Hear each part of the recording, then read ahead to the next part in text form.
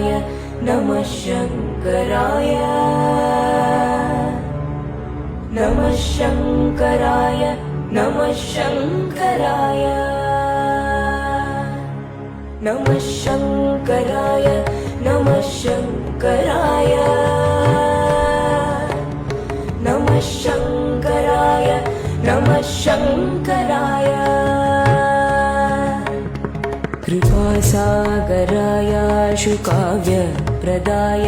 प्रणम्राखिलाभीष्टसन्दायकाय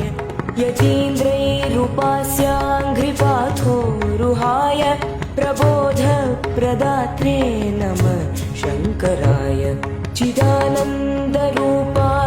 चिन्मुद्रकोद्यत्करायेश पर्याय रूपाय तुभ्यं मुदा